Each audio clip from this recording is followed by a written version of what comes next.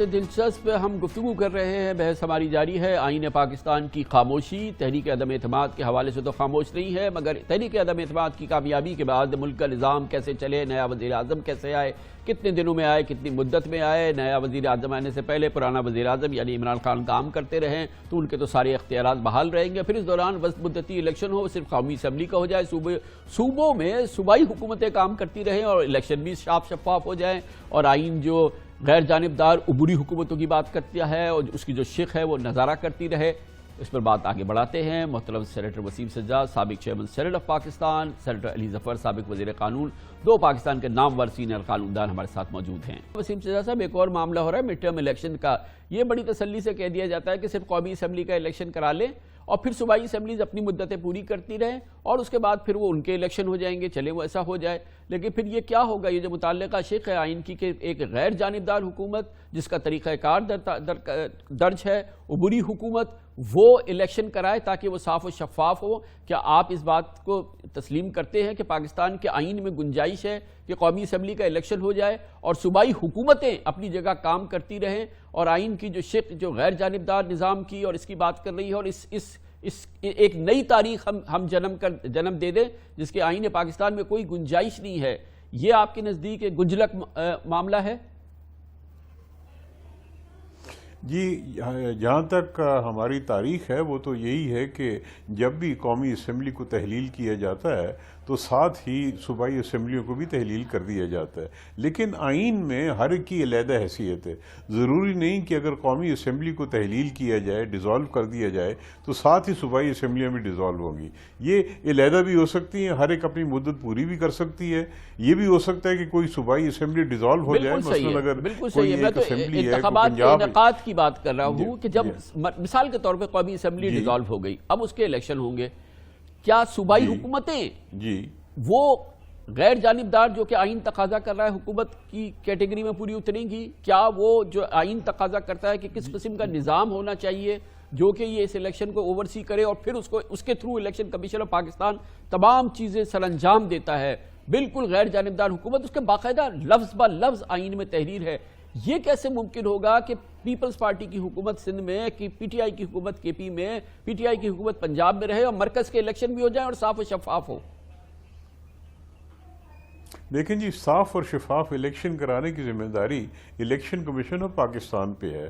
اگر وہ ایسی صورتحال ہے کہ جہاں پہ صوبائی اسمبلیاں بدستور قائم ہیں اور صرف قومی اسمبلی کا الیکشن ہو رہا ہے، یا قومی اسمبلی قائم ہے اور صوبائی اسمبلی کا الیکشن ہو رہا ہے، تو الیکشن کمیشن کی ذمہ داری بنے گی کہ وہ احکامات ایسے جاری کرے کہ وہ صاف اور شفاف الیکشن ہو۔ اب وہ احکامات کیا ہیں، وہ الیکشن کمیشن کی ذمہ داری ہے۔ گویا کہ الیکشن کمیشن آف پاکستان عبوری حکومت کی جو شرط ہے آئین کے اندر اس کو ڈسمس کر سکتی ہے، آئندہ بھی کر دے گی، پھر عبوری حکومت کی ضرورتیں کیوں رہ جائیں؟ جی، عبوری حکومت وہاں آئے گی جہاں پہ کوئی اسمبلی ڈیزالو ہو جاتی ہے اور اس اسمبلی میں دوبارہ الیکشن ہوتا ہے تو وہاں پہ عبوری حکومت آئے گی۔ یہ نہیں ہوگا کہ اگر قومی اسمبلی کا الیکشن تو پورے پاکستان میں ہوگا نا سندھ میں آ جائے۔ سر، قومی اسمبلی کا الیکشن تو پورے پاکستان میں ہوگا نا؟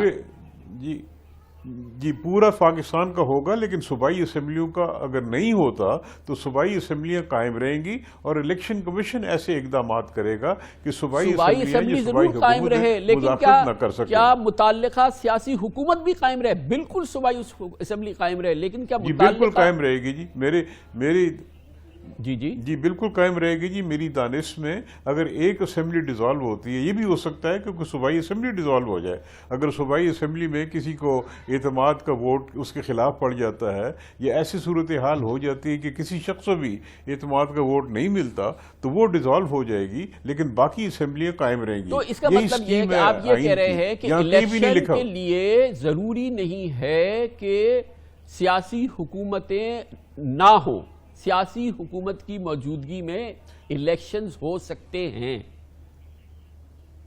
بالکل ہو سکتے ہیں جی، یہ حالات پہ سارا انحصار ہوگا۔ تو یہ جو 224(1)(a) ہے، یہ جو 224(1)(a) ہے وسیم سجاد صاحب، اس کو کہاں لے کے جائیں گے؟ کیسے ہم اس سے صرف نظر کریں گے؟ جی یہ 24A وہاں اپلائی کرے گا، 24A وہاں اپلائی کرے گا جہاں پہ اسمبلی ڈیزالو ہوتی ہے.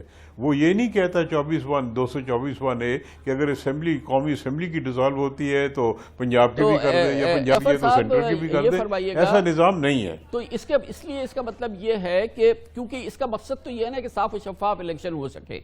مرکز کے الیکشن صوبے میں ہو رہا ہوں، وہاں پہ سیاسی حکومت ہو، تو اگر ایسے ہو سکتے ہیں تو پھر یہ کیوں علت ہم نے پالی ہے کہ ہم یہ عبوری نظام لایا کرتے ہیں؟ علی ظفر صاحب.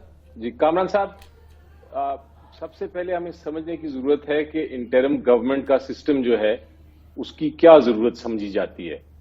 اس کی ضرورت یہ سمجھی جاتی ہے کہ جب ایک حکومت ایک لیٹر سے ایک فیڈرل گورنمنٹ ہے، وہ اگر وہی رہے گی ایک پولیٹیکل پارٹی کی اور وہ اس کے تحت الیکشن ہوں گے، تو پھر کہا جاتا ہے کہ الیکشن صاف شفاف نہیں ہوں گے اور وہ انفلوئنس کریں گے. وہ تاثر یہ ملتا ہے کہ جس طرح الیکشن جو ہے وہ جیت سکتی ہے ایک سٹنگ حکومت، کیونکہ اس کے پاس ساری حکومتی مشینری وغیرہ ہوتی ہے. تو اس لیے آئین نے کہا کہ جب بھی الیکشن ہوں گے آپ ایک انٹرم گورنمنٹ لائیں گے، اور وہ انٹرم گورنمنٹ چونکہ نیوٹرل ہوتی ہے، وہ کوئی انڈیپینڈنٹ ہوتی ہے، وہ کسی طرح اس کا ٹلٹ نہیں ہوتا، تو اس لیے وہ الیکشن اس گورنمنٹ کے تحت صاف شفاف ہو سکتے ہیں.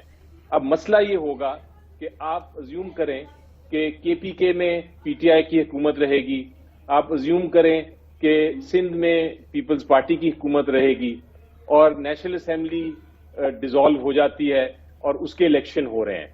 اب جو سندھ میں یا KPK میں جو کینڈیڈیٹس ہیں ان کو تو صاف شفاف الیکشن نہیں ملے گا، کیونکہ وہ الیکشن جو لڑ رہے ہیں ان ایریاز میں ملے گا. علی ظفر صاحب، سندھ میں پیپلز پارٹی کے امیدوار کو ملے گا، KP میں PTI کے امیدوار کو ملے گا. کیا پاکستان اتنا پاک صاف ہو گیا ہے کہ یہ صوبائی حکومتیں جو ہیں، جو متعلقہ سیاسی حکومتیں ہیں، یہ بالکل انڈیپینڈنٹ کرائیں گی؟ پیپلز پارٹی والے کو زرداری صاحب کی حکومت میں کوئی فائدہ نہیں ہوگا اور KP میں PTI کے امیدوار کو کوئی فائدہ نہیں ہوگا. کیا ہم یہ تصور کر رہے ہیں اور آئین کی جو متعلقہ معاملات ہیں ان کو ایک طرف ڈال دیں ہم؟ جی اب یہی میں آپ کو پوائنٹ آؤٹ کر رہا ہوں. یہ جو ایک پرابلم آ سکتا ہے کہ آپ کی جو الیکشنز ہیں، اس ایگزامپل میں جو آپ نے مثال دی KPK کی اور سندھ کی، اس میں کم از کم ان ایریاز میں وہ صاف شفاف الیکشن نہیں ہو سکتا. اب آپ کا دوسرا سوال یہ ہونا چاہیے کہ اس کو صاف شفاف کرنے کے لیے کیا الیکشن کمیشن آف پاکستان کے پاس یہ طاقت ہے کہ وہ حکومت ہٹا دے اور حکومت وہاں کا انٹرم گورنمنٹ بنا دیتے ہیں ہم؟ میری نظر میں ایسی کوئی طاقت نہیں ہے. حالانکہ ان کی ذمہ داری ہے کہ صاف شفاف الیکشن کرائیں، لیکن الیکشن کمیشن آف پاکستان کو یہ طاقت نہیں دی کہ اس سچویشن میں جہاں آپ کی پروونشل اسمبلی میں وہ قائم ہے، پروونشل حکومت قائم ہے، پولیٹیکل حکومت قائم ہے پروونسز میں، اور ایک نیشنل باڈی کا الیکشن ہو رہا ہے، تو پھر الیکشن کمیشن آف پاکستان کیا کر سکتی ہے؟ اس پہ قانون اور آئین اس وقت سائلنٹ ہے. اس نے اس چیز کو نہیں سوچا، کم از کم پاکستان کے کانٹیکسٹ میں نہیں سوچا.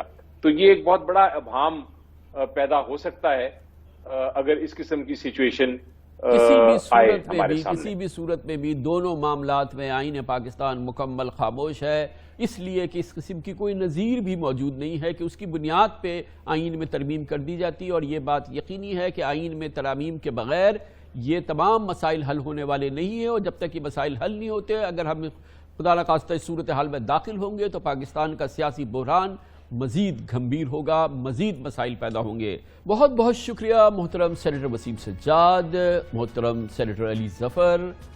کمرشل بریک لیتے ہیں، جس کے بعد ہم ذکر کریں گے پاکستان میں کچھ بہت ہی عمدہ ہونے والا ہے. 48 مسلمان ممالک کے وزرائے خارجہ پاکستان آئیں گے. 22 اور 23 کو یہاں پہ ایک بڑی کانفرنس ہوگی اسلامی ممالک کے وزرائے خارجہ کی، اور پھر 23 مارچ کو یوم پاکستان والے دن شاندار فوجی پریڈ ہوگی.